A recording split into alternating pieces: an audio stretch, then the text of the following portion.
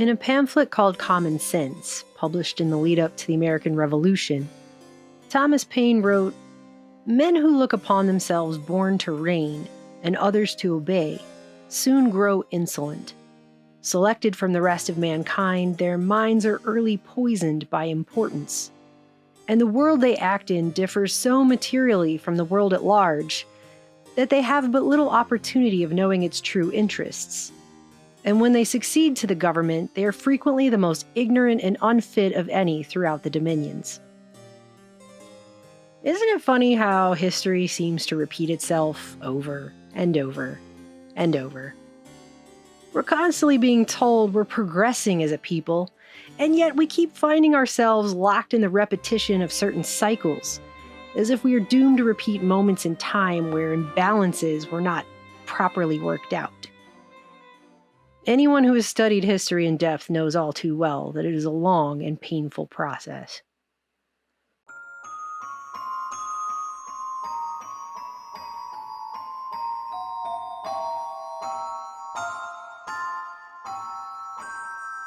The British monarchy and its coronation rituals have an interesting history. Rituals which have been recently described as the last religious monarchical coronation rites in the West. But what they're not saying is that the British coronation ceremony is one of the most powerful symbols modern humanity has of the union between church and state. In America, this unholy union was permanently separated in the enshrinement of the First Amendment to the United States Constitution. Our Bill of Rights effectively built a wall between church and state in the very first of the amendments, which is first for a reason. As one of its co-authors, Thomas Jefferson, explained, that reason has to do with the reality that spirituality is a matter that should lay directly and solely between a person and God, as is every person's inherent natural rights, with no middlemen, and especially no government of middlemen. We were talking about a time where in the not-too-distant past, ecclesiastical judges were determining what heresy is and then burning people at the stake for it. And today, if we had no First Amendment, I'm sure most of you can only imagine what beliefs would be required in order to not be burned at the stake. So, everything in this place we all share seeks equilibrium. This pull to balance energetic imbalances is inherent to the reality within which we exist and can be seen as a repeating pattern everywhere. As inequality grows all around the world by the day, by the very second, deep contemplation of those ancient rites and symbols which seek to legitimize and formally enshrine inequality becomes crucial, perhaps now more than ever in modern human history. Saying we are going to kowtow to them and we are going to bend and bow and kneel to them. Those days are done. The monarchy is a relic. For those who are not familiar, King Charles III's upcoming coronation ceremony, a highly symbolic religious initiation ritual for a hereditary monarchy system that openly claims the divine right by God as its basis of power to rule over 2.4 billion subjects that are now under the British Commonwealth, will be the most viewed coronation ever in the modern known history of the crowning of a king or queen. It will be viewed by billions of people the world over. The coronation is taken extremely seriously and has quantum layers of symbolic meaning built throughout the entire set of rituals. We, therefore, the Lords spiritual and temporal of this realm, and members of the House of Commons, together with other members of Her late Majesty's Privy Council, and representatives of the realms and territories, aldermen and citizens of London and others. I was told yesterday by the police that I wasn't allowed to write that, and if I did, I'd be arrested.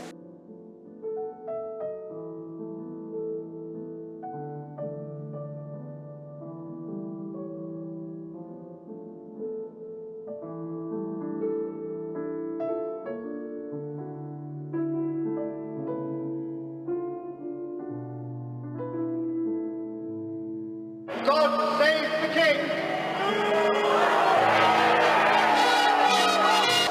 Hereby, with one voice and consent of tongue and heart, proclaim that the Prince Charles Philip Arthur George, is now become our only lawful and rightful liege lord, Charles III. In other words, this is not anything even remotely close to your average St. Patrick's Day parade with the floats down Main Street where they throw a few pieces of candy to the kids on a Saturday morning.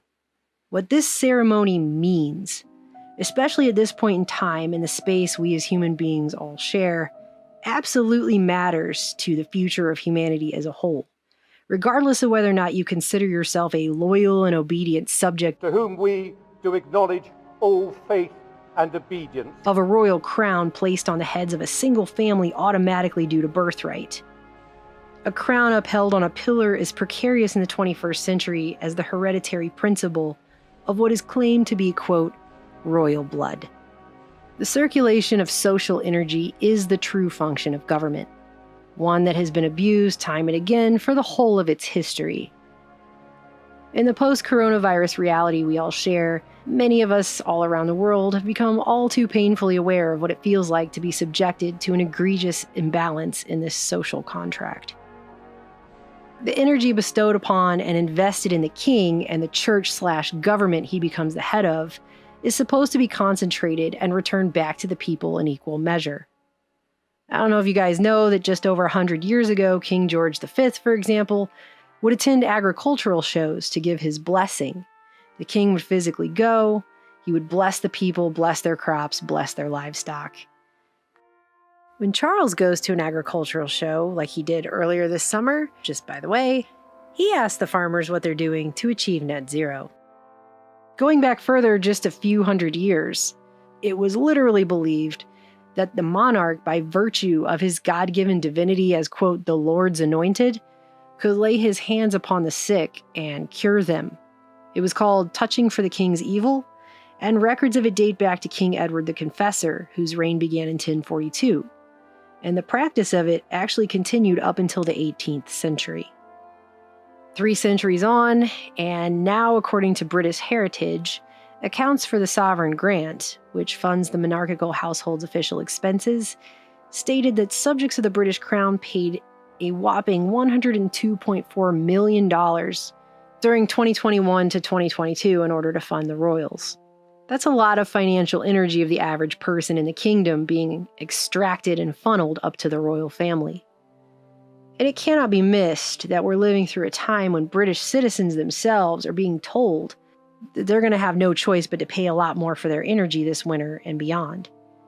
It is now estimated that some 42% of British households may fall into what they're literally calling energy poverty this winter, leaving millions of the crown's subjects financially unable to afford to light and heat their own homes. And that's 2 years after coronavirus, corona and virus both coming from Latin, corona meaning crown and virus meaning poison, one can't help but notice. 2 years after coronavirus triggered the largest transfer of wealth from the masses up to the elite circles of power at the top of our modern society the world over. British Prime Minister Liz Truss recently declared the beginning of the new Carolean age, something Britain hasn't seen since Charles II ruled back in the 17th century. And the new king didn't have to be called Charles III, just by the way. He actually has 4 names. Prince Charles Philip Arthur George. According to custom, he could have chosen any single one of those for his regnal name. But he chose Charles.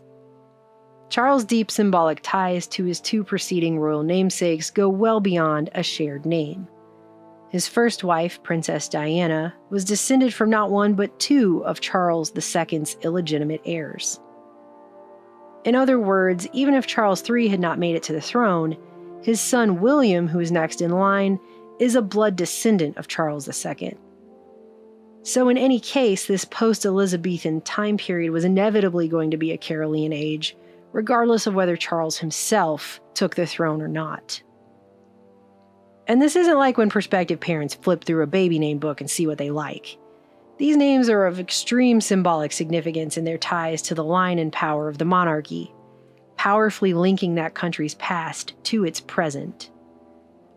And it's interesting when you consider that his name will be said countless millions of times on a daily basis in the media and households everywhere.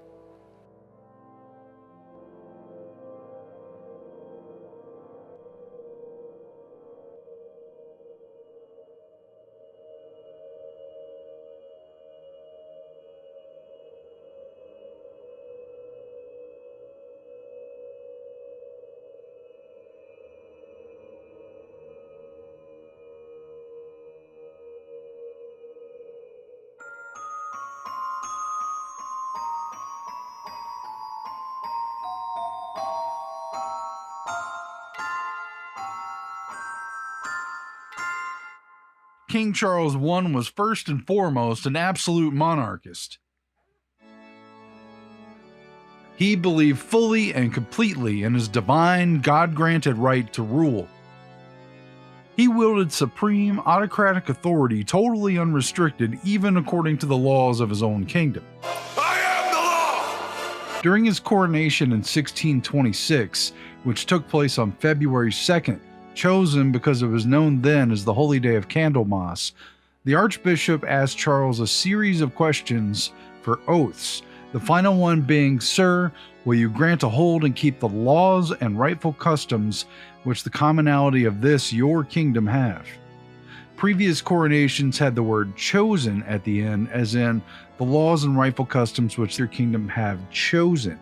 But by removing that last word, Charles I was emphasizing the nuanced but critical fact that he believed his oaths were a contract with God alone and not with the people, signaling up front that he was not bound nor interested in what the people had, quote, chosen. Right from the start, it was made quite clear this was not going to be a representative form of government, but an absolute dictatorial one. And that's fundamentally the case.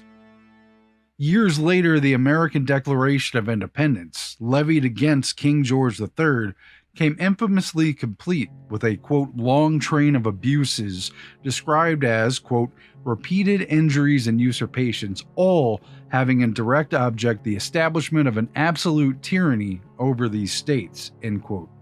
That included imposing taxes on people without their consent, as well as dissolving representative houses repeatedly for opposing the king's invasions on people's rights, and really just crossing all the borders and territories.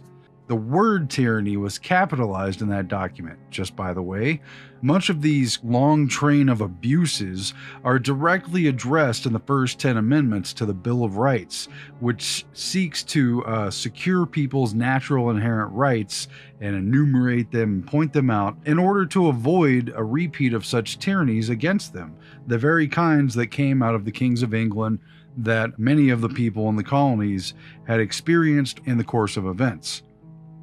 But it was over 100 years earlier, in the year 1641, under King Charles I, that the Puritans and the British Parliament of the day drew up an unprecedented document they delivered to their king, and also printed and handed out for the people to read as well, titled The Grand Remonstrance, wherein they laid out in great detail and for quite a few more pages their version of the long train of abuses that they suffered under King Charles I's rule. As such, the Grand Remonstrance includes such grievances as the dissolution of Parliament multiple times.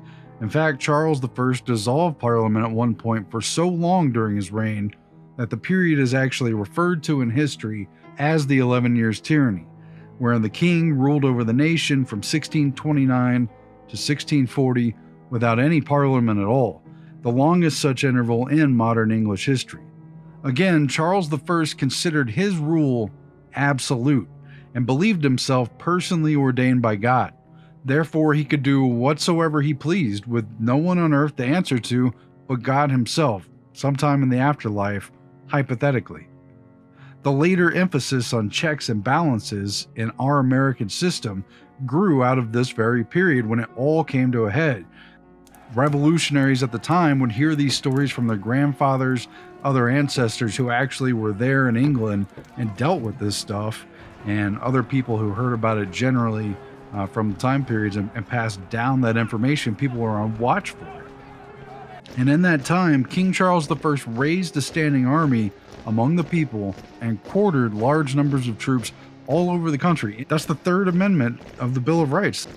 He confiscated the arms of the trained citizen militias, then stockpiled all the country's gunpowder in the Tower of London, Second Amendment, and put a price so high on it that many people could not afford to purchase any, and thus effectively he left people unable to defend themselves. See?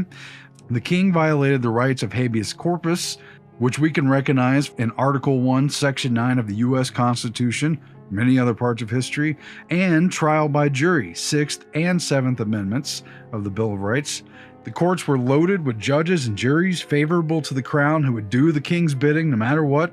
Charles I also had people jailed without bail, effectively leaving some to die in prison for charges they were not allowed to even refute.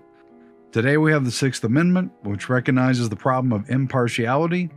Habeas corpus in particular has been protected in the English system since the Magna Carta of 1215, and he violated that. Then there's all the taxes, fees, and fines. Charles I dug up and then brought back some very ancient customs people had forgotten about as a way to find new means of taxing people. And in addition, he created brand new, never before heard of taxes like the quote ship money tax, which was placed on merchants. It was supposedly collected to help guard the seas, but then there were a bunch of cases of merchants unprotected and then attacked by Turkish pirates anyway. Charles I raised prices in the official Book of Rates in order to garner higher taxes on goods, so they were listed as more valuable than they were.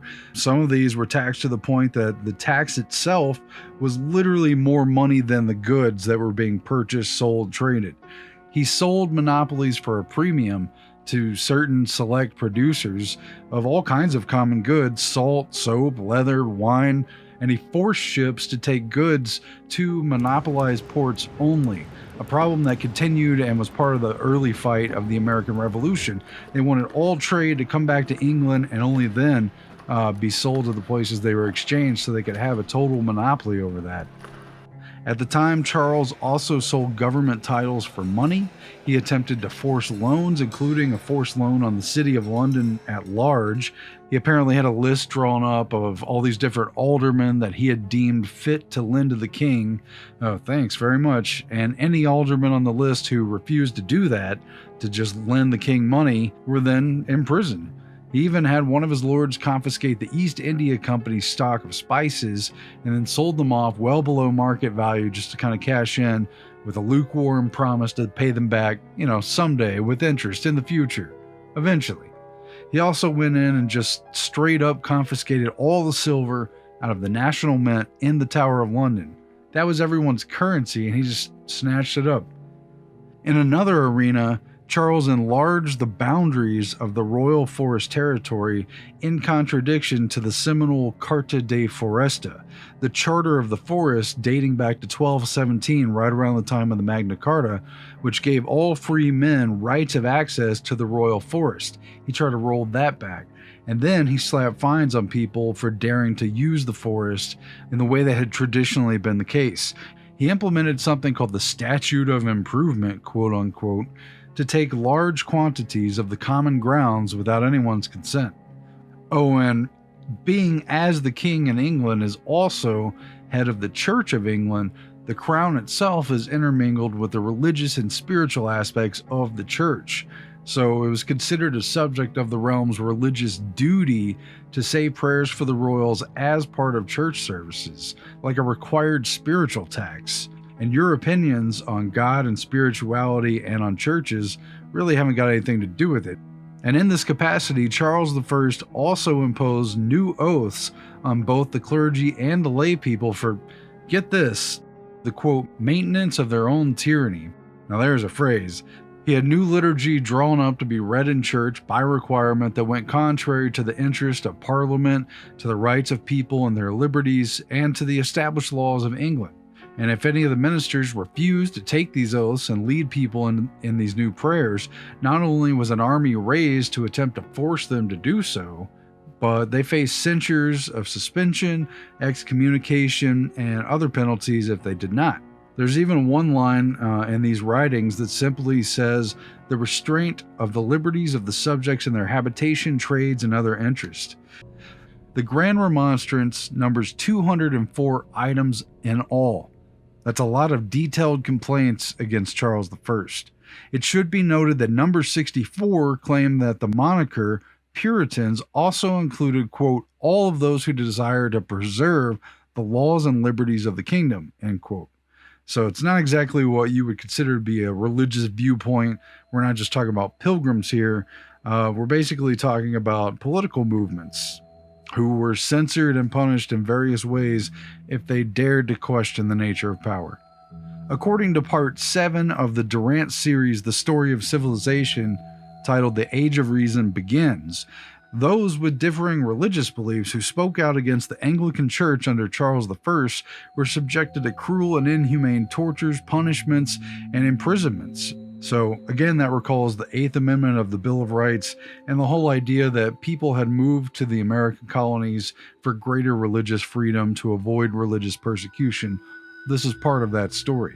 The Star Chamber was the secretive extrajudicial body that ultimately went down in history for its reputation as a tool of political and social oppression, that wielded arbitrary power, was capable of levying accusations and punishing those in their inquisition with or without the pretense of law.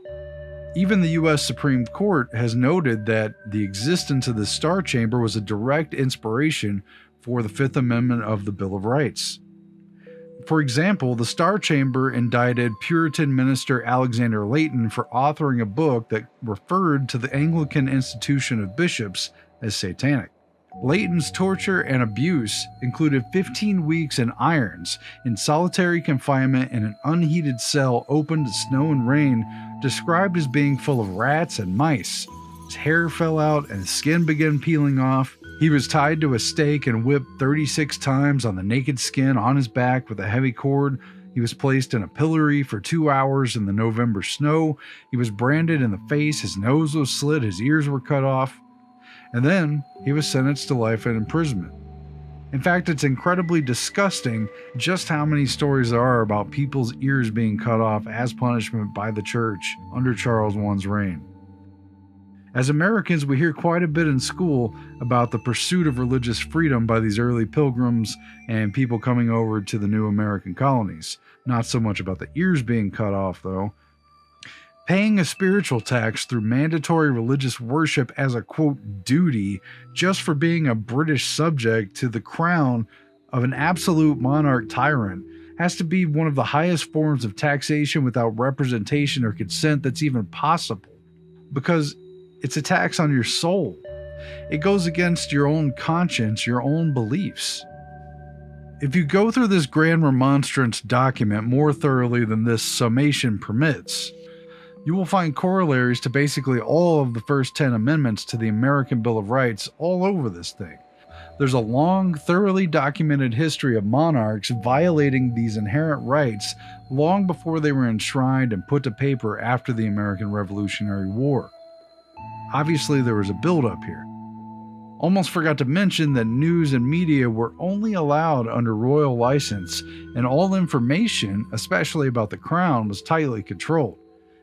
When it comes to the Grand Remonstrance, surprising Charles I even felt the need to reply at all, but in his short response rejecting the remonstrance, the king appeared to be the most upset that the House had directly printed copies for public distribution, noting that he was, quote, very sensible of the disrespect, end quote, of allowing the commoners to even know what had been said at all, than he was about actually responding to any of the specific allegations, because, again, as a divine absolute monarch, he didn't even feel like he was required to answer to these accusations, or answer to any other human being on earth at all whatsoever.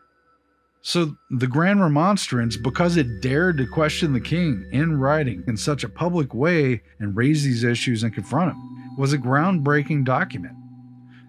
And as his relationship with Parliament continued to deteriorate after it was issued, Charles I raised an army. In response, the Parliament called for the militia. A civil war ultimately ensued, and the king was captured, put on house arrest, and then put on trial for high treason. He was charged with the, quote, wicked designs, wars, and evil practices that have been and are carried on for the personal advancement and upholding of a personal interest of will, power, and pretended prerogative to himself and his family against the public interest, common right, liberty, and peace of the people of this nation, end quote. So his charges were based around the dynamic of power in a fundamental way that addresses the philosophical points. The indictment held that Charles I was found guilty of all the treasons, murders, rapines, burning spoils, desolations, damages, and mischiefs to this nation, acted and committed in the said wars or occasioned thereby.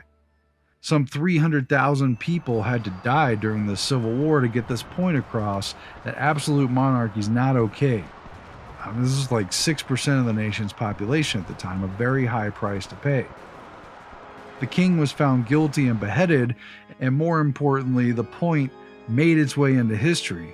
But he was then replaced by Oliver Cromwell and his version of the Commonwealth, which was run by a military dictatorship. And in attempting to correct the imbalance brought about by the system of absolute monarchy, embodied quite literally by Charles I, the Puritans aspired towards a sort of democratic theocracy where the only distinctions among men were moral and religious, and there was no law but their interpretation of God's word. Puritans canceled all holidays as superstitious, and the theater, where they considered actresses to be whores, was closed down. In attempting to correct for the imbalance caused by absolute monarchy and what they felt were the loose morals of the age, they then overcorrected and took the imposition of their brand of religion and morality way too far in the opposite direction, ultimately showing themselves to be just as intolerant and dictatorial as those who had previously shown intolerance to them. And that overcorrection allowed for a vacuum of the people's sentiments to support the return of monarchy just after it had been brought down.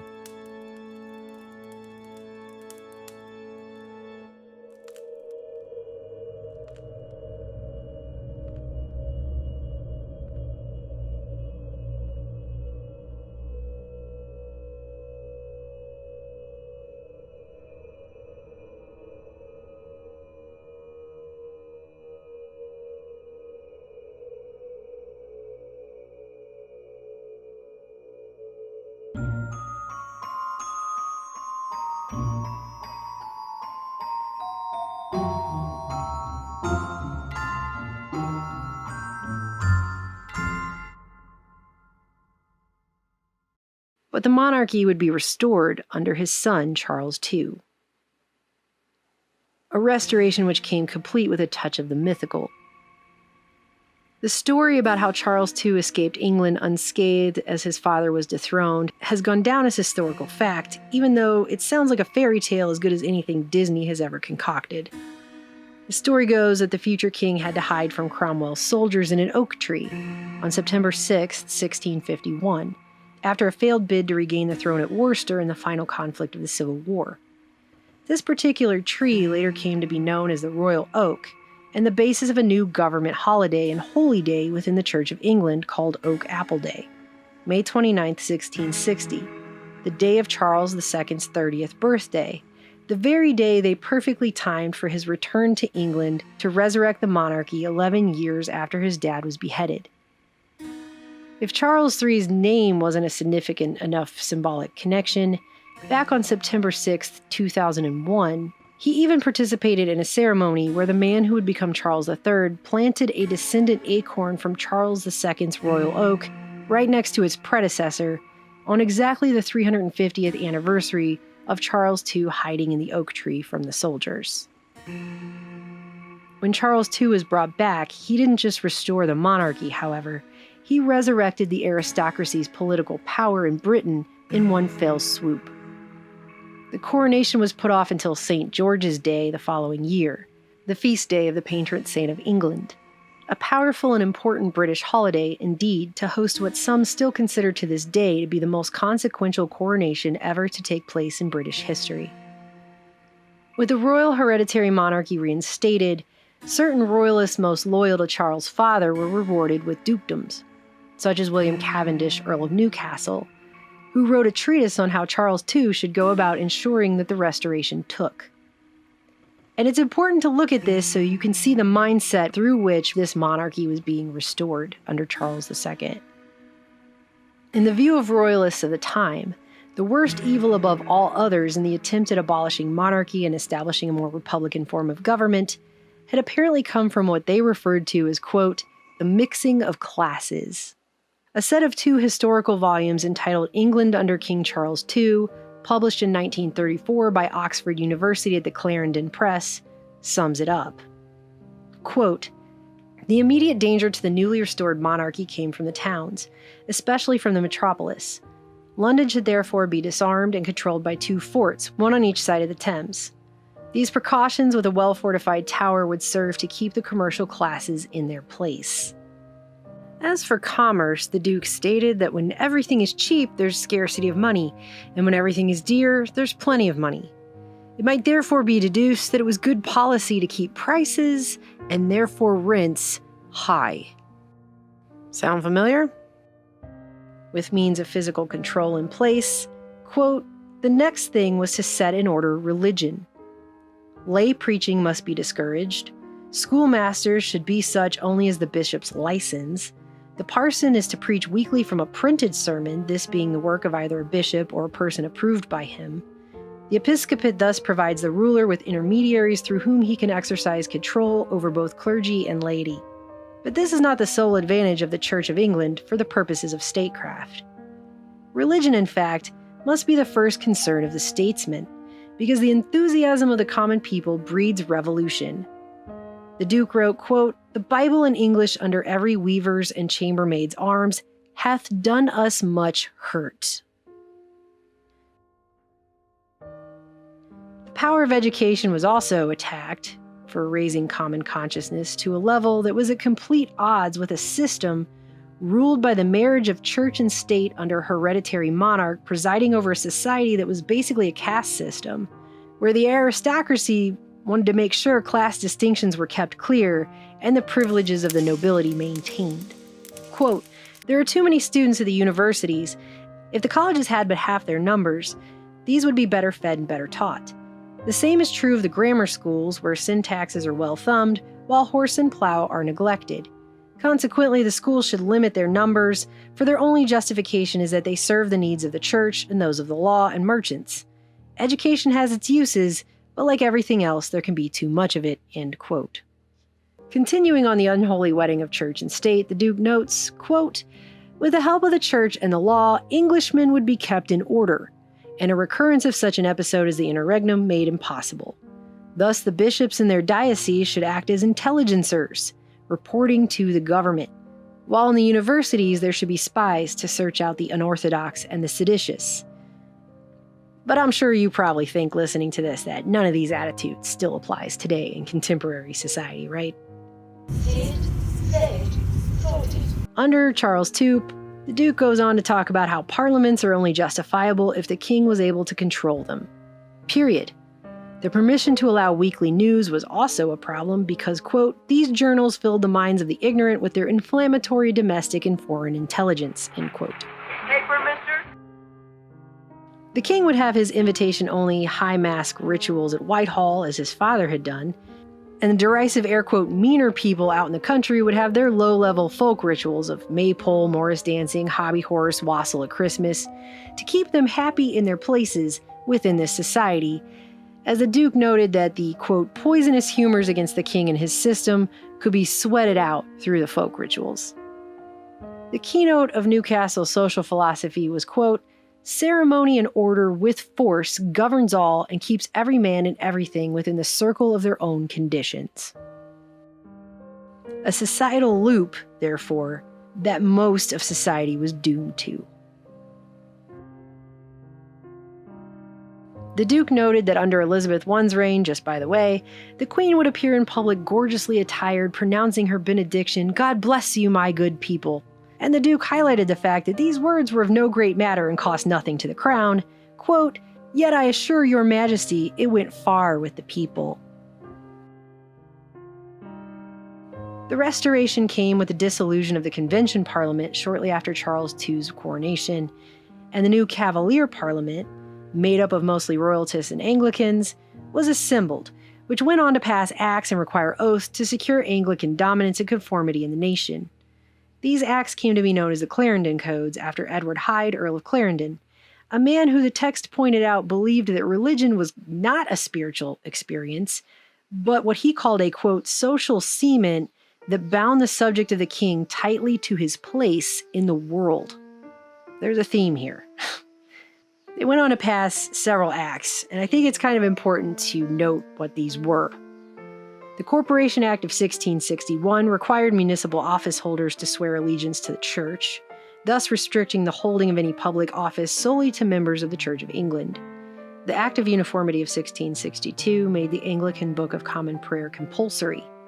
In the new version, required under Charles II, they literally sainted his father Charles I as a martyr and made a required day of prayer to be held annually on the day of his execution as a reminder of the wicked evil done to such a goodly king. The church also created what came to be known as Oak Apple Day, as mentioned previously, celebrated annually on Charles II's birthday, in which it was the duty of all members of the church to carry out festivities energetically renewing the resurrection of the monarchy under Charles II each year. The holiday was officially discontinued in the 19th century, but it's still celebrated at some churches and institutions across England even today. And some churches would even haul a giant oak branch up to the top of their church in order to symbolically reiterate who and what is at the head of it. This is one of the prayers they added in the 1662 Book of Common Prayer for Thanksgiving for the return of Charles II. And there's an epistle in here, down here. I'm not going to read the whole thing, but it says down here, "Submit yourselves to every ordinance of man for the Lord's sake, whether it be to the king as supreme or unto governors. For so is the will of God. Honor all men, love the brotherhood, fear God, honor the king." The Conventicle Act of 1664 prohibited religious assemblies of more than 5 people, unless they were officially under the auspices of the Church of England. The 5 Mile Act of 1665 expressly prohibited non-conforming clergymen from coming within 5 miles of the parish they'd been banished from for not conforming to Anglicanism.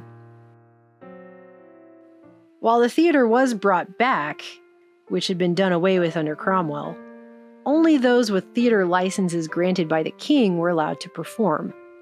And what they performed largely consisted of symbolic reenactments or celebrations of the restoration of the monarchy and aristocracy system. And for those of you who understand the true power of theater, you'll understand why that is. Just like his father Charles I, in the end, Charles II dissolved Parliament in 1679 and ruled all by himself until he died of an apoplectic fit, which may or may not have been induced by poison in 1685.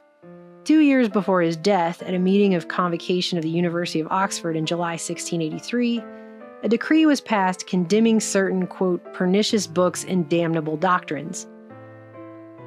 Among the beliefs they condemned were the idea that civil authority is derived from the people, that there's a contract between the ruler and his subjects, and that a king who becomes a tyrant forfeits the obedience of his subjects. So in other words, none of that. If you believed any of those 3 things, those are damnable doctrines. Clarendon himself made no secret of the fact that he and his fellow royalists believed the rebellion that ended Charles I's reign could not be wholly destroyed until the king's inherent regal powers and prerogative were fully restored. The king's power was believed so extensive that its limits, quote, should not be inquired into, according again to this Oxford University published history book. Quote, its activities were also entitled to the protection of secrecy, for it was the law of the land that no one might expose to public knowledge anything concerning the government without a king's license. To the people in positions of actual power, the king wielded supreme jurisdiction in the state, while all others had merely delegated jurisdiction. The king alone was the supreme governor in all ecclesiastical and temporal causes. And the king was ordained by God. Both Charles I and II's reigns encompassed the last 2 modern attempts to uphold outright absolute monarchy in England. But we must take note of the fact that they also oversaw the greatest shifts in mass consciousness of men towards freedom from this unjust and outdated system of rule. The Magna Carta of 1215 was an earlier version, but did not subject the king to the rule of the people the way that Charles I and II ultimately would. Absolute monarchy died completely during the Glorious Revolution of 1688, which led to the 1689 British Bill of Rights, establishing a so-called limited monarchy in England. Just 100 years before the American Revolution and Bill of Rights based on it would come to be here in America.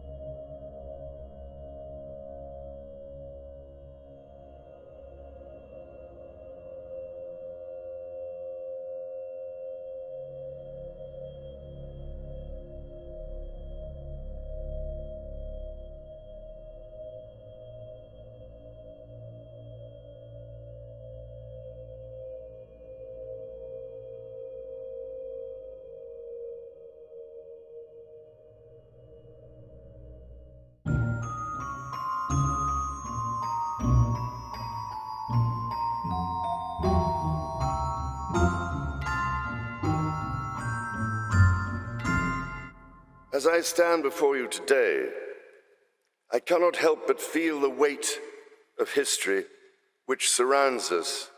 Charles III will oversee a kingdom much larger than that of his two namesake predecessors combined, with some 2.4 billion subjects spread across 14 nations.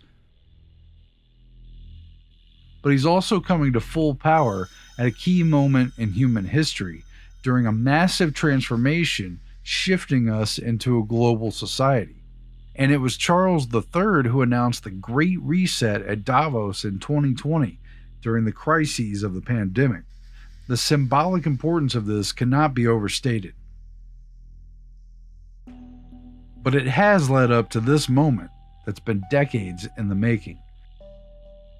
Royalty, the continuation of monarchy in a modern world of democracies, quote unquote. Even the British crown has found itself on the defensive. But in reality, the same arguments against its relevancy in a modern world in fact sustain its power and influence under the global system that's being set up. This archaic and obviously outmoded form of government is oddly perfect for a postmodern, post-industrial world based around a vast empire of commerce, planned economic production, personality influence, and media framing basically all discussions. And moving in this direction, communication has tended to produce a dominant image, exemplified even by the visage of the Queen, who's been such a chief product of the post-war TV broadcasting era that she almost became a sort of base signal of fidelity. A carrier image, the figurehead of a unifying message broadcast from the top down out across to the masses through the transmission of light. All of that very much appealed to me as a 10-year-old child, because that coronation in this country ushered in the television age. People, for the first time, bought a television. My parents did, for £100, an HMV black and white set with a 12-inch screen. And somehow we managed to get 17 people from the little street we lived in into our back room watching it for hours on end. 1.7 billion were there for his birth. 220 countries tuned in for his first step. And as he grew, so did the technology. An entire human life recorded on an intricate network of hidden cameras and broadcast live and unedited 24 hours a day, 7 days a week. Thus, the British monarchy is quietly adapted in form and function to span the total of not just the physical globe, but the noosphere, penetrating the often media-generated and kept mental life of the population.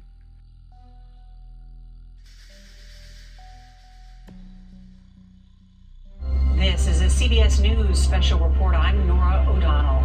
We are just moments away from one of the most majestic and historic things that many of us will see in our lifetime. And royals, reinvented for the transition from the post-war era to the post-industrial one, have the potential to flourish in a tech-laden age where imagination is supposed to run free, but somehow intermediaries dominate the experience and always take a cut and have this controlling position.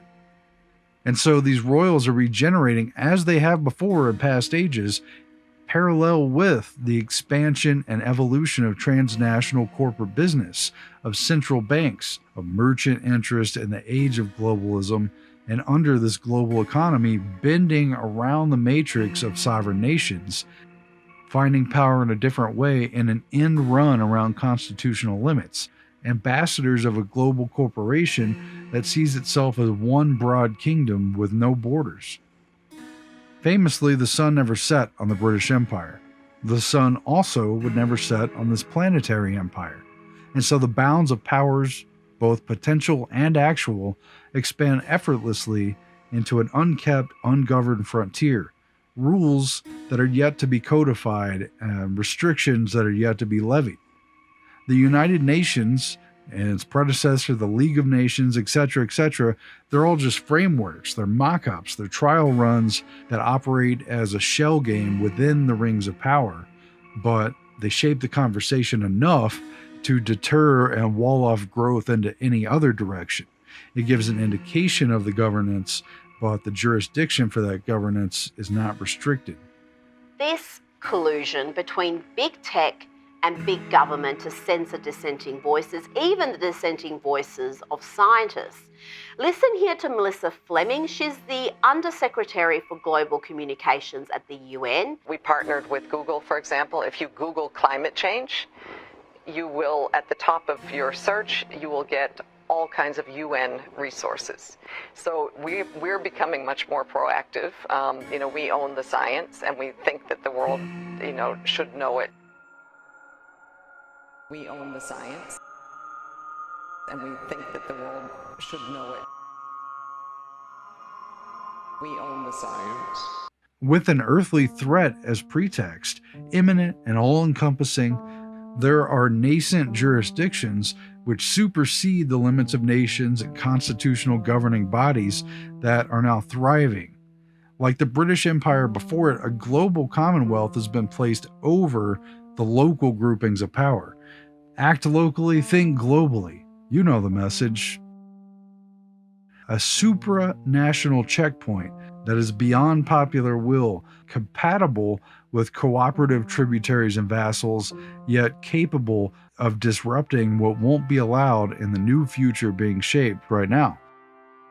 Take, for example, the Netherlands during this global reset. Prime Minister Mark Rutte, who's been a regular WEF attendee, has ushered in new laws in his nation and set up a new cabinet position to take on the environmental issue of drastically reducing nitrogen levels. Klaus Schwab's golden pin-up boy, Prime Minister Mark Rutte, is busy fulfilling the agenda of the World Economic Forum's Great Reset. If they want to go to the goal, they're going to reduce 50% of the farmers here in Holland. And that's only the farming. And the sudden, forceful nature of these laws is disrupting the economy. We're also now getting reports that Italian farmers are rising up to protest in Rome. We are not slaves, we are farmers. We cannot make ends meet. But it's not just Italian farmers. Polish farmers are now protesting.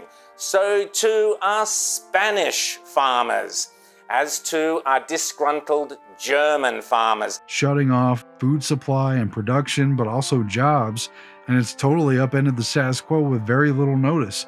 This is taking place everywhere, and you can slate it all home to insane, globalist, climate change policies. New Zealand has announced a world-first scheme that would see a tax introduced on emissions from burping farm animals.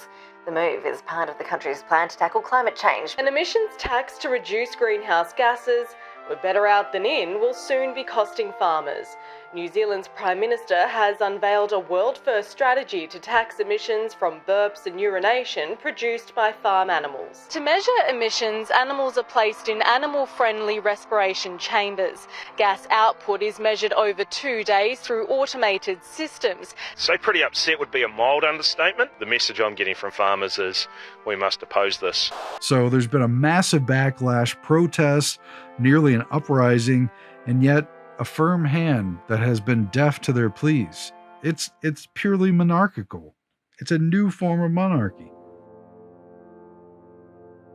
And so at the level above that, for Charles III, the crown monarch, until quite recently, and for the majority of his life, the Prince of Wales, this has meant nourishing countless organizations, repeating himself ad nauseum, using his prestige to get this agenda set in place. And through a half-century of involvement with the United Nations, with Davos, and with all their spin-offs and counterparts, he's developed this type of forceful nurturing to address these environmental concerns and, make a campaign to rehabilitate the earth and push for these kind of policies like we've seen in the Netherlands. And it basically amounts to what appears to be Charles's core belief in himself. We are reaching a global tipping point, as it has been mentioned many times here, in areas that are so close to the heart of His Royal Highness. Or at least in the reflection that he perceives in the mirror as a kind of quasi-savior of the world.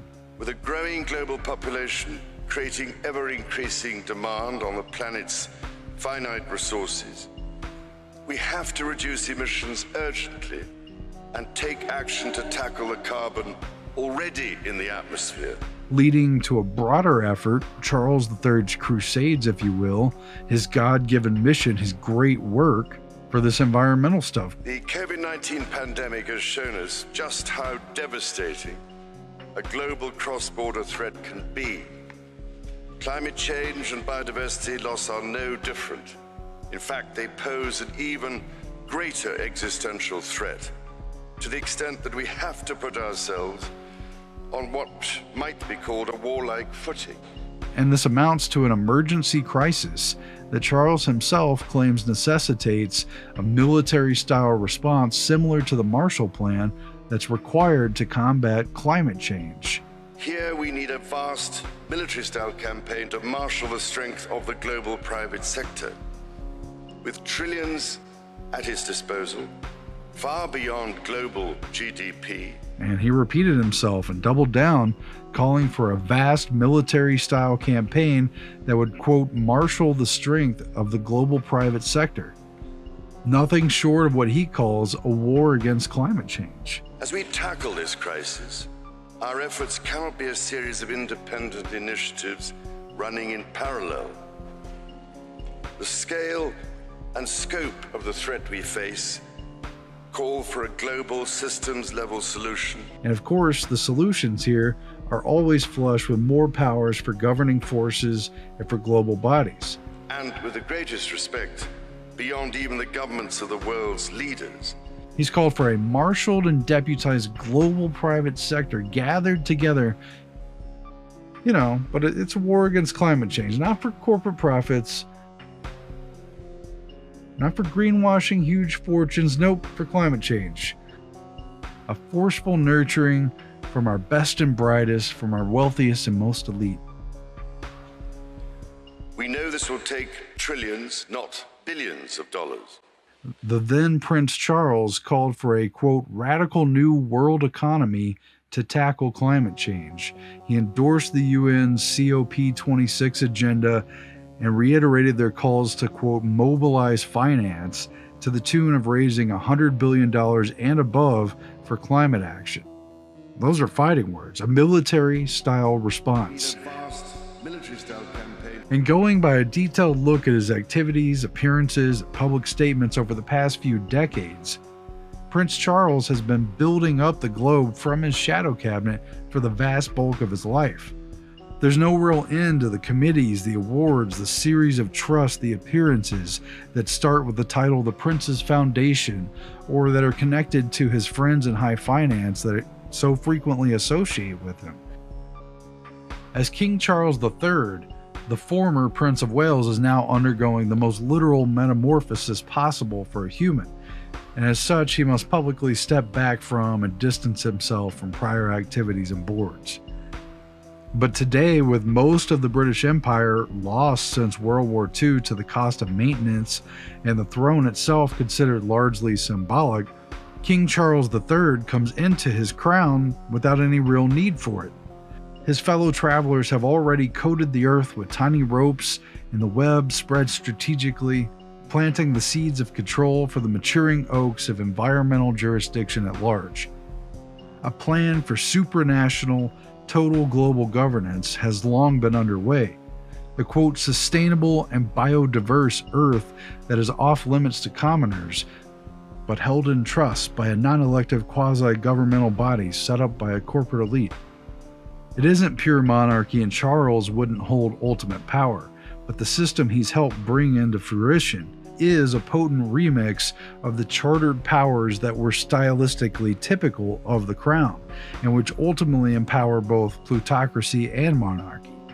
A para-government with arbitrary power operating without boundaries, yet claiming tangible jurisdiction and a domain via global environmental threats that also know no state boundaries. It's an ultimate ring of power, but not one that has a mandate from the people. No great charter, no constitution, no consent, no duties except those towards the environment. A pretext that always assumes too many people using too much power and energy. If successful, it will be a renaissance of the feudal landlord age, a golden age for most of the elite, Controls on human behavior, restrictions on personal access to shopping, public places, businesses, restrictions on travel, mandatory screenings, submission to experimental treatments, forced changes in diets. Right. Let's see which one of us can touch his toes. Right over from the hips, brothers and sisters, please. 1, 2, 1, 2. Even an arbitrary tax on breathing is no exaggeration. And even if most of these powers aren't used on a day-to-day basis, the idea that they've been tested and legitimized is super creepy. But suck it up. Stop asking questions. Silence your publications. Show respect for the monarch. Show respect for your rulers, for the earth. Respect the crown. But keep a dignified demeanor. Adjustments to your personal lives, they're for the greater good. It's your duty. But authorized by who? And on what authority? The excesses at the top, meanwhile, are easily written off on the balance sheets. Offset, of course. Forced down the throats of the people through a media blitz of decades.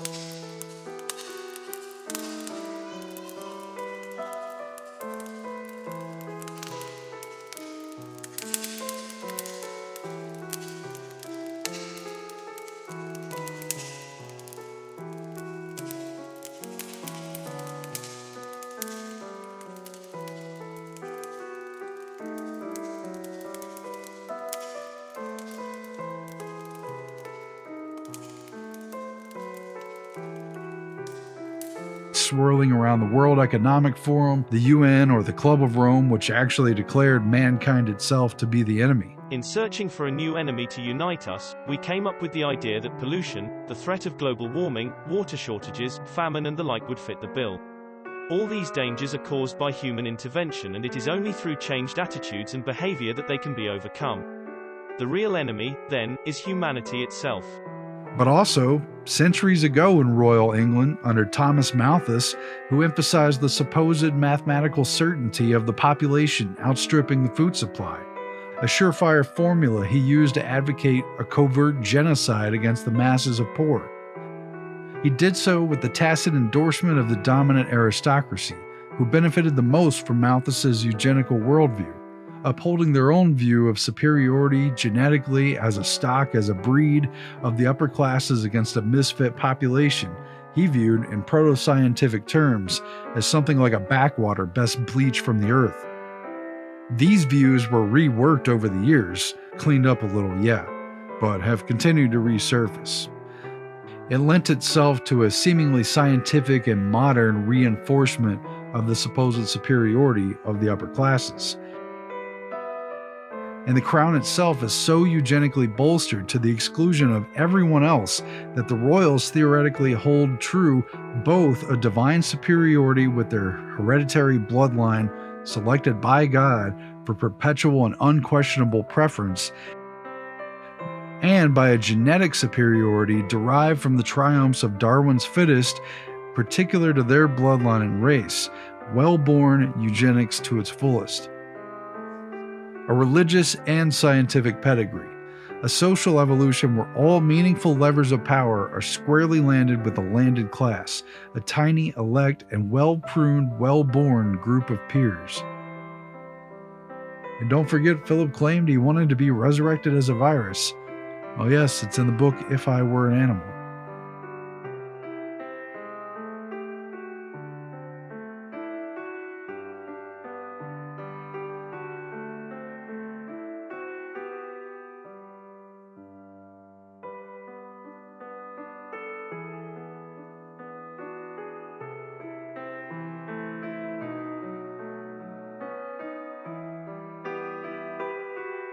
At the basis of it all is this colossal increase in the human population. It's one of the living species of the planet, but it's reaching plague proportions. HRH, the Prince of Wales, now out of waiting and claiming his rightful title as His Royal Majesty, continues the work of his father, Prince Philip, who co-founded the World Wildlife Fund, the WWF, which traded most of all in mental pictures, poster images of endangered animals and imperiled habitats in desperate need of intervention, putting a panda's morbidly cute face over the shadier work of managing the human population, of restricting land preserves, and thus tugging again at the age-old feud between the common people and monarchs over land usage.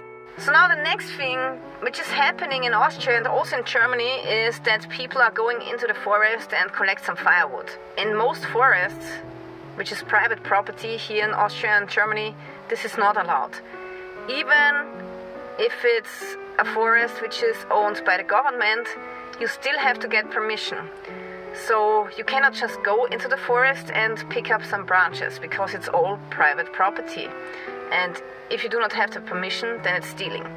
They have made a special law in Austria that you can walk in every private forest, but you're not allowed to collect firewood without the permission.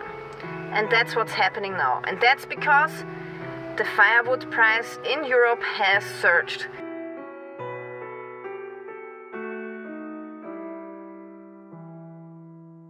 The relationship between land usage and the rights of the people notably dates back to King John and his dispute with the lords who demanded the Magna Carta. This is some Robin Hood shit. More recent monarchs, Charles I in particular, have tried since that time to once again impinge on the age-old rights of the forest, which directly affects common people. He used it to raise prices and deny resources to those people, basically spiting their lives.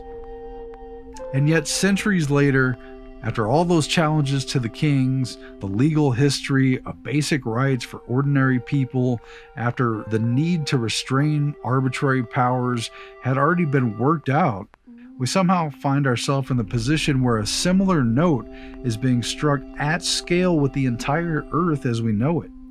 And Charles' personal vision for sustainable energy and planned cities in the way he sees it, and how it contrasts so sharply with the hordes of people who just want to be able to afford fuel, their homes, food at prices they could afford for their families, who are at this very time facing economic and energy crises. Instead of reading the room and grasping these very real problems, acknowledging the issues of ordinary people and the insane levels of inequality between ordinary people and billionaires who were swaying the entire public conversation, instead of understanding that people are wary of further controls under any pretext, tone-deaf Charles, in 2021, just ahead of becoming king, unveiled his very own, quote, Terra Carta, a document he created that I see as an inversion of the Magna Carta and the balance of power set up ages ago, back in the 13th century, to restrain the arbitrary powers of monarchs, implicitly rejecting that tradition in the very vein of his two former namesakes, Charles I and II. Charles III's Terra Carta bypasses the people he supposedly governs, instead putting the earth into the contract, the charter, the agreement, the earth in quotes, and setting aside the precedents for social contracts and the balance of power with people, relative fairness, relative freedom in their affairs, with respect to the issues they've had with monarchs all throughout history, time after time. Watch those Shakespeare history plays. It's all that stuff. And the Terra Carta is all the creepier because it could be voluntarily ascribed to by corporate partners who agree to honor its top-down principles, and in return are in the position of having preferential business with research and development labs, the innovators of these climate mitigation technologies and these big Earth-sized solutions, in partnership with Charles's own Terra Carta Design Lab. And by the way, Charles's Terra Carta Design Lab, their most recent innovation, is a plan for methane-converting gas masks to be worn by livestock and cattle. Take a look at that image. With the weight of a royal title, Charles, as Prince of Wales, has long leveraged his influence with a group of corporate partners who have extremely deep pockets. Those who are and have been aiming to transform the world through their partnerships which usually reap them preferential business deals, whatever, for the earth, almost to the point of the royal monopolies that were issued under King Charles I centuries ago. Policies to help them manifest their tightly regulated visions of, quote, sustainable living. But all those tentacles of power, those ships, they've all sailed, they're in place, they're positioned. Charles, as crowned king, need not say word one. He can comfortably keep with the appearance of being a ceremonial monarch only, and especially with respect to not interfering with the affairs of Britain. The causes he's contributed to have already shaped the agenda, and the collaboration of a feast of thieves gathered around the golden goose of sustainability, environment, climate change, prestidigitation has already commenced. I mean, the big moment at WEF 2020, he didn't just promote the Great Reset, he was crowned by that agenda. He announced it to the world in the appearance of being a monarch, during this WEF 2020, where he was sort of king of the world with this issue. It was in that context that he announced the beginning of the Great Reset agenda, officially launched there at WEF 2020 with all the other people that are connected to it. Please welcome His Royal Highness, the Prince of Wales.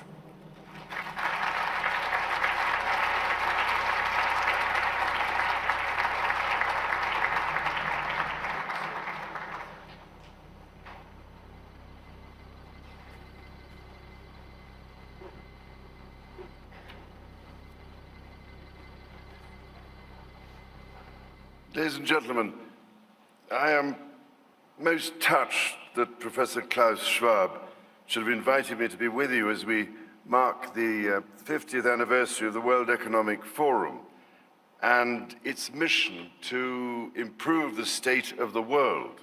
It is this mission and the urgent need to shape the next 50 years that has inspired me to be with you here today. Real quick, I just want to point this out because I noticed it and I can't unsee it now.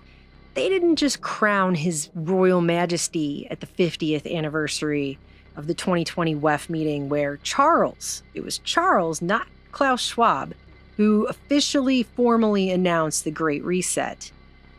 We live in such a video game at this point that they literally went out of their way to crown him with the United Nations 2030 Sustainable Development Goals. So check out his ginormous rainbow fleur-de-lis crown here. You think that there'd easily be 3 sections of 6 lines to make this graphic, but no, the middle section only has 5 for a total of 17 lines. And where have you seen that number? Well, you have a total of 17 sustainable goals on this UN Global Goals chart, each one being a different shade of a color, and no 2 are the exact same color. Now look at his crown. There are 4 blue lines. You also have 4 blue goals, corresponding to those shades of blue. There's 3 green ones for the 3 green goals, 3 yellow shades for those, and the rest are shades of orange, red, and pink. I mean, what I'm saying is they actually went to the trouble of having a graphic designer sit over there somewhere in a cubicle and make each line in Charles' WEF crown to correspond to the shade of a color of one of these UN SDGs. For this speech, where again, it isn't Klaus Schwab announcing the Great Reset, but His Royal Majesty over there telling everyone what the agenda to shape the future is about to look like. The urgent need to shape the next 50 years, that has inspired me. The fact that they took it that far, to literally crown him the majesty of the UN's 2030 goals, is making a pretty bold statement about who this man is and what his role is going to be for the future they're shaping and building here. Don't you think? I mean, likewise, the United Nations has also used this graphic for their General Assembly meetings, where they have these giant screens on the wall in the main room where all the representatives meet, where the goals themselves are ticked out like a clock around the entire Earth, and they have it suspended in outer space. So the colors then come down around the walls as if they're surrounding the UN representatives down on the floor. So when Charles wears this crown in front of everyone at WEF, I'm just saying, could they be any more literal with this symbolism of what they're trying to say here? So you have two unelected, supranational, global bodies now crowning a hereditary monarch in goals with words like justice and equality. King of the world. I'm the king of the world!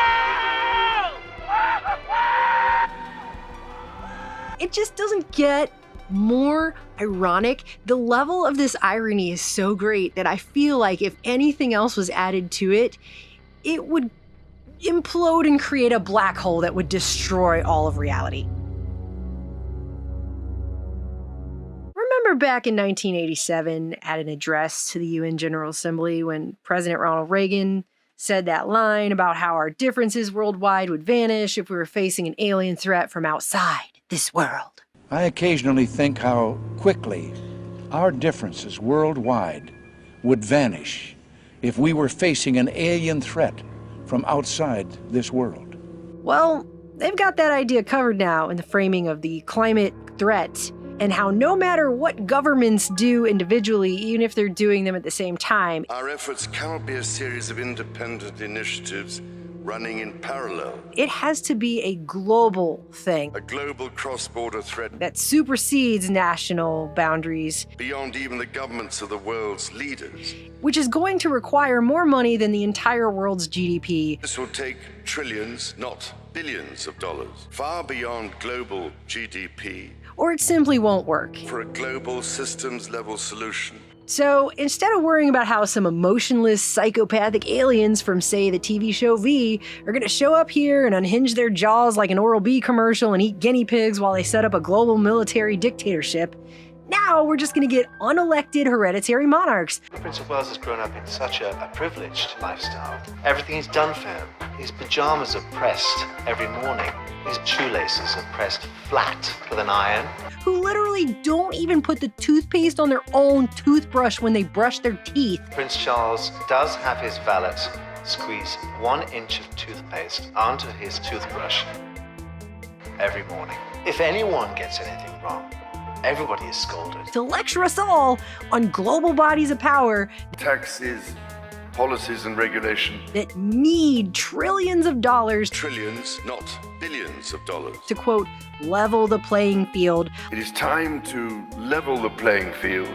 Like we're supposed to believe a man so pampered he can't even turn the knob on his bathtub to fill up his own bathwater. The water temperature has to be just tepid and only half full.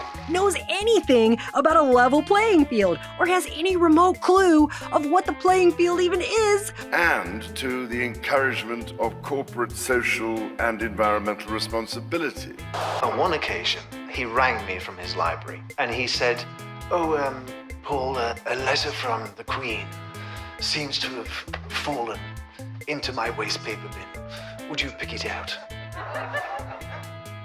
The waste paper bin was there.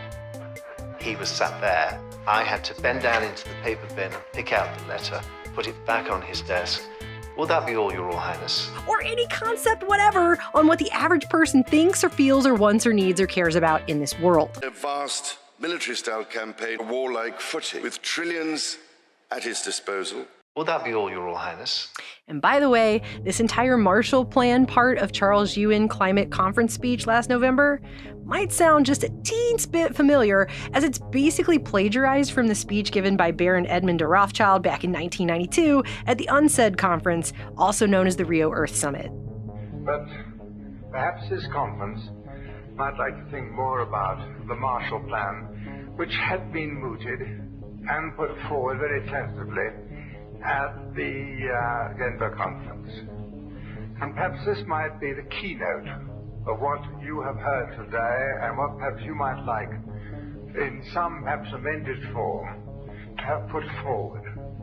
By her Brundtland report, which has been widely circulated to world leaders, she could follow up this report with the recommendations to promote a second Marshall Plan, the third World Debt Relief, and finance for a stable development.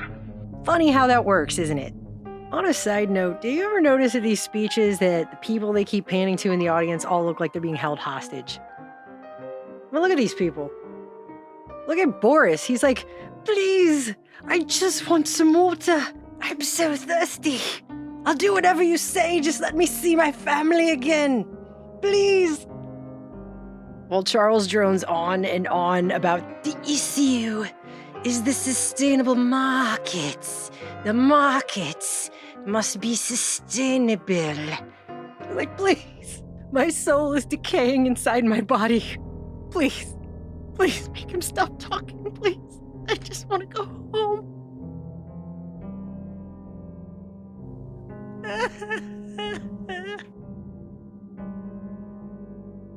In his promotion of the Great Reset back in 2020, Charles himself identified the pandemic crisis, aptly termed Corona, aka Crown, as a, quote, golden opportunity. An opportunity, he said, to, quote, seize something good from the crisis.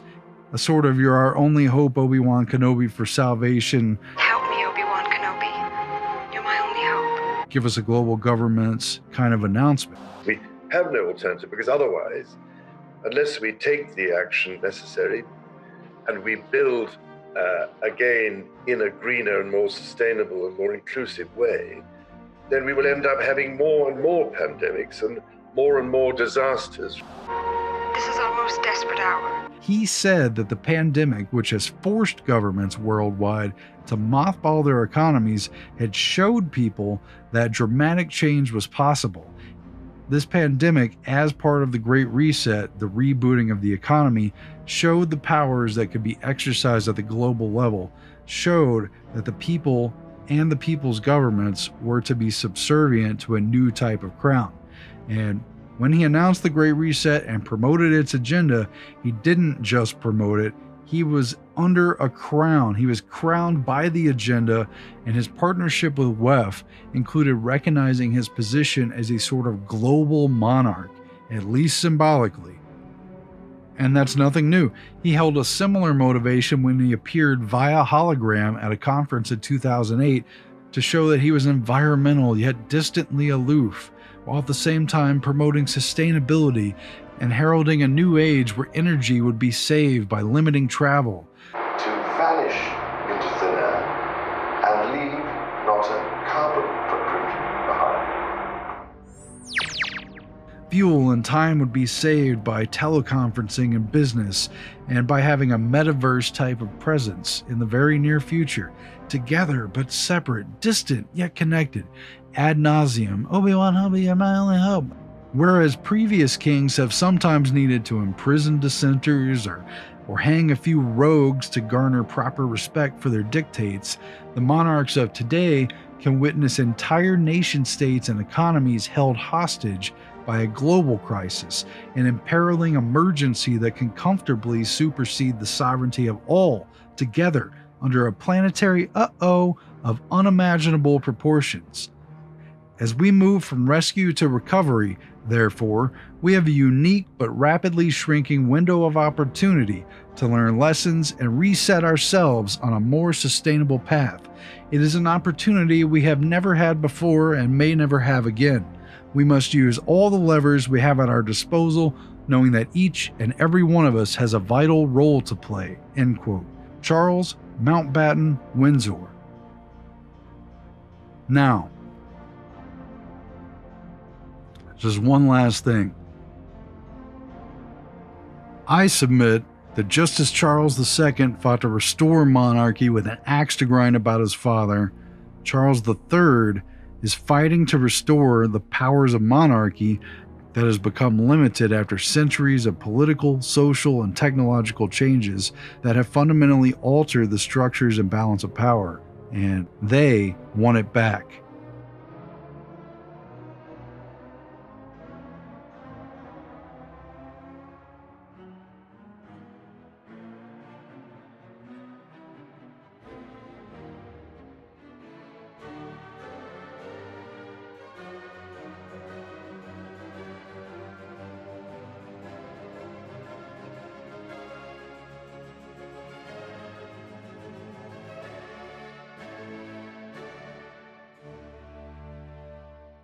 So with 2020 being seen as the super year,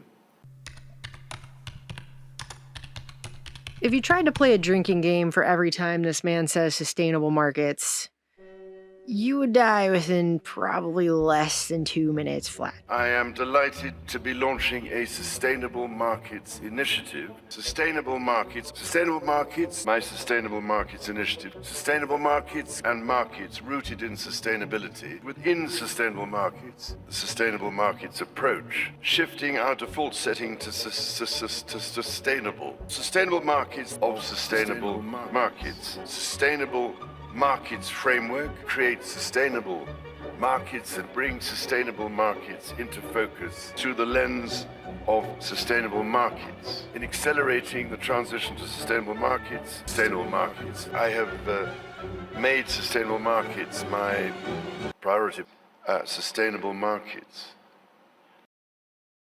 Most of this speech is your typical buzz phrase word salad of environmental platitudes that, some group of PR people sit around in one of those trendy offices with the bouncy balls for chairs and they drink matcha lattes and, they pull out a thesaurus and come up with these words that, it sounds like it means something. As I've been trying to say for quite a long time, systems-level framework, global value creation, outlining responsible transition pathways to a circular bioeconomy. But after you listen to it for a good 10 minutes, let alone half an hour, long-standing incentive structures, it's unclear as to whether anything of substance has really been said at all. Identifying game changers, moving together with clear roadmaps, a business model approach to revenue generation, connecting investments to investables. Seriously though, while half of this speech sounds like it's the kind of word salad that comes from feeding 30 years of WEF meetings into an AI and just reading whatever script it generates, investment or the wider enabling environment. The other half is laden with some pretty heavy implications. Through new technologies, we have the ability to tag, track, and trace supply chains in unprecedented ways. We have a monarch, crowned, literally in the UN SDGs up there, openly declaring plans to use taxes, policies, regulations, and financial incentives, reorientating economic subsidies, financial incentives, and regulations can have a dramatic and transformative effect on our market systems. Which of course go both ways, to alter and control behavior in regard to resources toward an agenda. Human and financial capital. Literally every history lesson you ever learned about how this goes bad is this right here yet again. It's just they got new words, new buzz phrases, new terms that dress it up for the 21st century. Nature, ladies and gentlemen, is not a separate asset class. For example, when he talks about the regenerated forests, providing at last the economic incentive to value the vastly important ecosystem services provided by the immense biodiversity and carbon capture potential of restored and expanded forests. I can only imagine what it must have felt like to live in the Robin Hood days prior to the Charter of the Forest, where the king always comes up with a way that people are denied access to the things. Of restored and expanded forests. Greetings, Your Highness. Enough! King, illegal forest, too pig, wild, kill in it is. What? There's always a pretense, always a reason to deny people access to the resources they need to live, whether it be by premiums, fines, or outright restrictions, no matter what the reason supposedly is. But now, it is time to take it to the next level. So here we are, guys, in 2022. And as this digital global age coalesces, we literally have yet another king. We have to put ourselves on what might be called a warlike footing. Talking about using the powers of taxation, how we properly deploy taxes, and war. Here we need a vast military-style campaign to oversee societal transformation with trillions at his disposal, far beyond global GDP. And, quote, shape the world. The urgent need to shape the next 50 years, that has inspired me. And shape the world in his image. Like a god on earth. Same as it ever was. Taxes! How we properly deploy taxes. Taxes! Taxes. Beautiful, lovely taxes. Taxes. Going back hundreds of years. Eons. Millennia. Whatever. Yet another king is overseeing the implementation of yet another unpopular, illegitimate control system that, like those of his other two named predecessors, will also have to be wholly rejected if the peoples of this world are ever to be truly free. As you could see, this system is supranational. It goes beyond the bounds of the political system within his own kingdom, or the Commonwealth, or any of that, to something that is being implemented worldwide, above and outside of governments. Ladies and gentlemen, we all pull together in a coordinated global initiative to tackle the greatest global threat, and with the greatest respect, beyond even the governments of the world's leaders. Just like no one voted for the representatives at the World Economic Forum or the people who run the United Nations, neither did anyone, including the citizens within Great Britain, ever actually consent to this king. They don't have to, because that's the way that system works. He's, quote, royal blood, so he just gets to be there. When they announced Charles to be our only rightful lord and king, that isn't something I felt I should accept in the 21st century. I appreciate other people have different views. So I called out who elected him. A couple of people near me told me to shut up. Fair enough, that's their free speech. Yeah. I responded by expressing why I thought we shouldn't have a head of state without being consulted. And then suddenly there were these 3 security guards grabbing me, pushing me backwards. Then the police took hold of me, led me away, arrested me, handcuffed me, apparently for expressing an opinion. Our only lawful and rightful liege lord, Charles III. When they announced Charles to be our only rightful lord and king, that isn't something I felt I should accept in the 21st century. To whom we do acknowledge full faith and obedience. I called out who elected him. The police took hold of me, arrested me, handcuffed me. And obedience. Apparently for expressing an opinion. And obedience. For expressing an opinion. And obedience. And obedience. And obedience. And obedience. And obedience.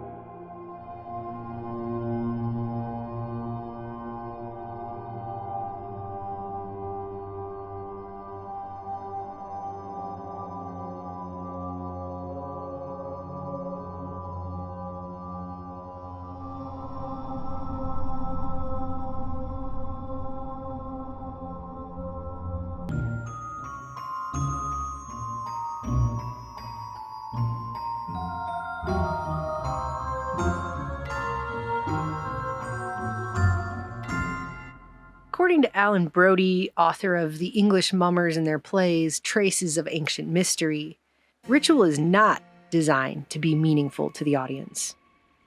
The rituals aren't for them. Oh, they need the audience there when they're up there Harry Pottering and whatever. They need the audience's participation. They need the energy of that audience. But for the audience, it's ceremonial. That need of their participation does not extend to the need of them understanding why that ritual is being performed or what the ultimate purpose of that ritual actually is. Every time a high ritual on the magnitude of a monarch's coronation is performed, it is connected in time and space to, and its power multiplied by, every other performance of that same ritual. That's how rituals work. That is why the British system goes out of its way to maintain a strict protocol that ensures everything is as exact as it has been in coronations past. From the locations, to the specific garments and regalia used, their blessing and sanctification and in what order they're applied, to the order of the processions, to the way the altar's laid out, to the prayers made, oaths taken, songs sung, right down to the symbolism of the different crystals in the coronation crown, each of which has its own very specific meaning. Other countries still have a monarchy, but very, very few have a medieval, in fact, none has a medieval coronation in the way that we do. The coronation ceremony, a religious mass referred to by the BBC as, quote, the symbolic high point of the king's accession, is a religious initiation ritual carried out to invest and legitimize the king, sanctifying him as a sacred vassal to embody the spirit of their system. Coronations in Britain have been taking place at Westminster Abbey since William the Conqueror was crowned in 1066. All but 2 monarchs since then have been crowned there, each new ceremony building on the last and the past. The 5-pound solid gold-framed crown covered in jewels that will be placed on Charles III's head is known as St. Edward's crown, named after former King Edward the Confessor, who was later sainted by the Anglican Church and canonized by the Pope. The Abbey claimed that Edward left a set of coronation regalia to be used at the coronations of all future monarchs. And following St. Edward's canonization, these items were considered holy relics. They were continually in use up until Oliver Cromwell's men thoroughly destroyed them after Charles I was found guilty of high treason and beheaded. For Charles II's coronation that would resurrect the monarchy, they dug up sometimes ancient manuscripts in order to recreate each and every piece necessary for the ritual down to as exact specifications as were possible. It is those pieces recreated for Charles II's coronation in 1661 that have been used ever since and will be brought back once again for Charles III's upcoming ceremony. The orb is an expression of religious and moral authority. The royal family's links to slavery began during the reign of Queen Elizabeth I. The crown and the royal family was deeply involved in the slave trade and making money off the slave trade. The orb is an expression of religious and moral authority. Charles II granted a charter to the Royal Adventurers originally, and they were then reconstituted as the Royal African Company to deal directly in enslaved Africans and to sell them in the New World. The orb is an expression of moral authority. That suffering was not only immense, it was generational, and a lot of wealth was derived from the suffering. The orb is an expression of religious and moral authority. The brands that were used on the bodies of enslaved people featured the name of monarchs. So, for example, the Duke of York, one of the brands that was used by the Royal African Company with the letters DY, and this was actually instructed to be put onto the bodies of enslaved people. Orb is an expression of religious and moral authority.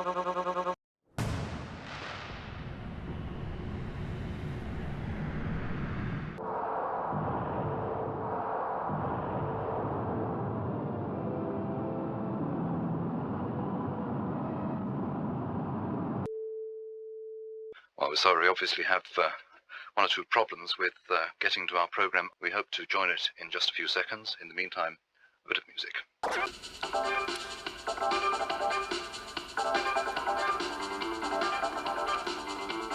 Well, once again, let me just keep you informed that we are having to change machines to bring you the rest of this film, or will be, well, we are told in a few seconds' time, and just as soon as we go back to the film, as soon as it's running, we'll go back to it.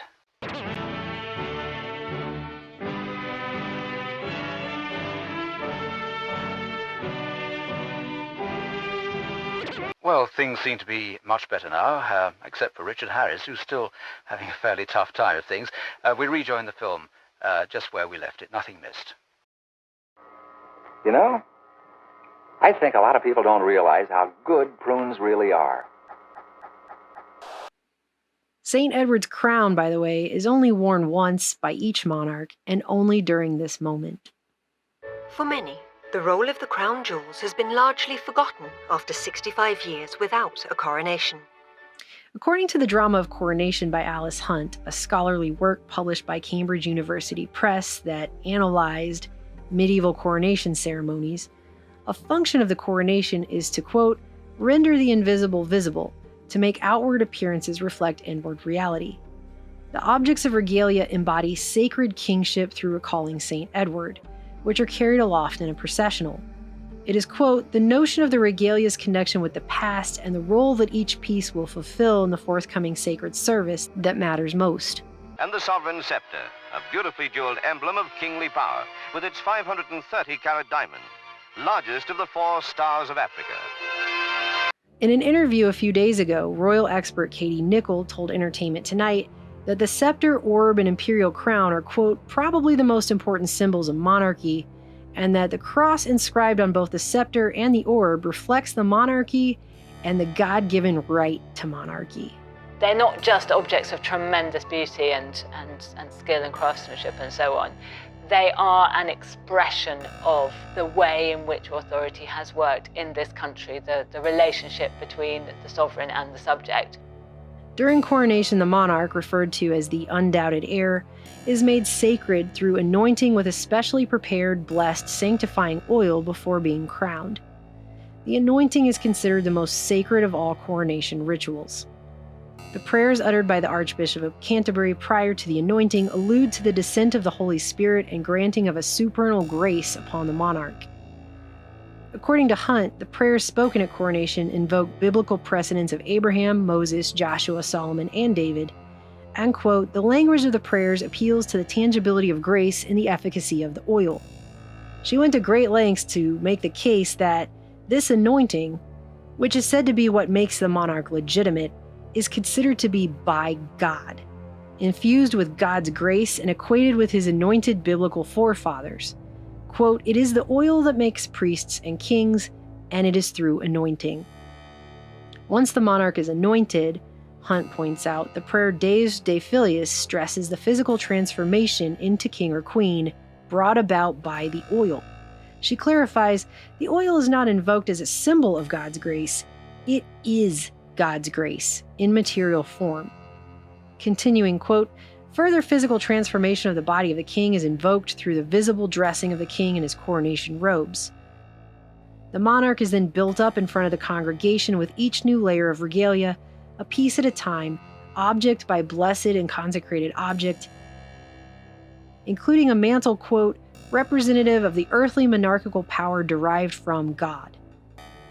Her Majesty being now anointed, wearing the colobium sindonis and the super tunica or close pall of cloth of gold, together with a girdle of the same, is seated once more in King Edward's chair. Each exoteric item has a precise symbolism correlated to its esoteric attributes. As without, so within. Finally, the monarch is crowned. As the prayer Coronae te Deus Corona Glory makes clear, ultimately, it is God who crowns the king. And she also went on to point out, the regalia items are basically magical vestments considered so powerful they confer virtues to the monarch that he or she does not already have. Receive this imperial robe. The Lord your God endue you with knowledge and wisdom, with majesty and with power from on high. The Lord clothe you with the robe of righteousness and with the garments of salvation. Quote, the blessing of each garment and object and the accompanying consecratory prayers transfer the gifts and virtues of kingly governance, as if held in their very fabric. The language does not express the bestowal of royal clothes as symbols of kingly virtues already possessed, but bestows them as consecrated objects, as sacred embodiments of those virtues. Similarly, the objects of the regalia are inextricable from the rights of the office they symbolize. They constitute those very rights. Then shall the orb with the cross be brought from the altar by the Dean of Westminster, and delivered into the Queen's right hand by the Archbishop. The coronation processional through London serves an important ritual purpose as well. This processional is where the monarch is recognized and publicly acclaimed by his people, and with further ritual purpose, this civic acclamation celebrates the divinity of the king.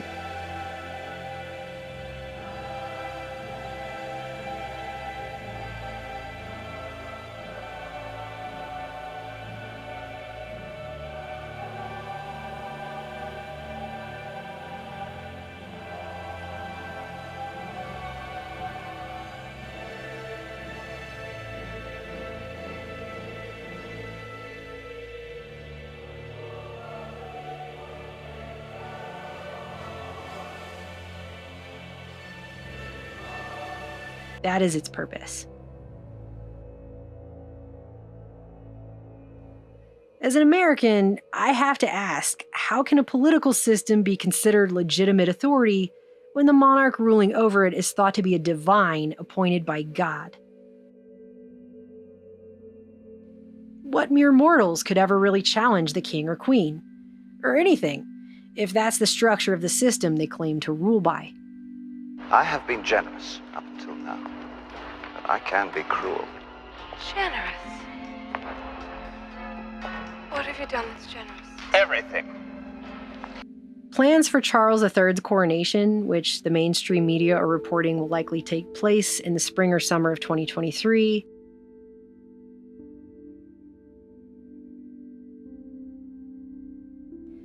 during the 70th anniversary year of Queen Elizabeth II's coronation, have already been in the planning stages for years now. I think I saw somewhere they said they've been planning this since 2015. They've been planning this for years, under the code name Operation Golden Orb. An expression of moral authority. Scottish authorities have confirmed that the Stone of Scone, or ancient stone weighing in at exactly 336 pounds, upon which Scottish kings have been crowned for centuries, will be brought down for Charles' coronation throne. The ceremony will reportedly be toned down from that of his mother's to reflect Charles' vision for a slimmed-down, more modern monarchy. The ceremony is paid for by the government, and the government is in turn paid for by the people. They're calling it a cost-of-living coronation that promises to reflect the ethnic diversity of modern Britain, to include religious leaders from all over the world. They have announced that the anointing will take place at this coronation. And there are people out there who claim that this is just a ceremonial thing. It doesn't really have any power or meaning anymore. If that's the case, why have it at all? Why spend hundreds of millions of dollars to continue to prop it up? Why continue to go through all of these extremely high rituals? That argument makes no sense even on its face, let alone when you actually look into it.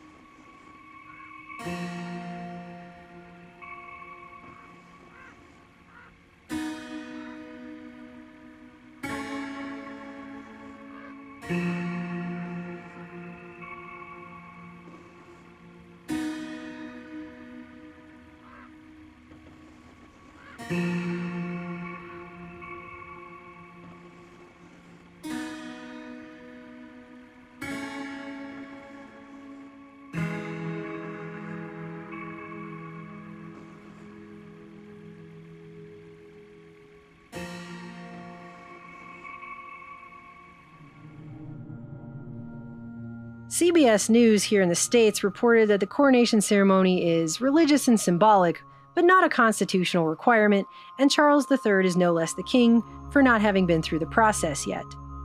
Which I think is a very interesting statement that directly contradicts 20th century scholarly publications, such as this limited edition work detailing the coronation order of King James I, edited by a fellow of the Royal College of Physicians and the Society of Antiquaries, wherein the coronation was described as, quote, not a mere pageant, but a needful solemn inauguration of the new king, not a mere device for the amusement of the people, but the real and serious admission of the king to the performance of his duties and consecration to his great office. Until the king was consecrated and crowned, he was not really king, only king-elect. The coronation is described as, quote, a rite of the utmost moment, partaking in some sort of sacramental character. Without it, the king was not a king at all, or king only in a very imperfect sense. The king was put into actual possession of the royal office only by the ecclesiastical consecration. Just fear me, love me, do as I say, and I will be your slave. My kingdom is great.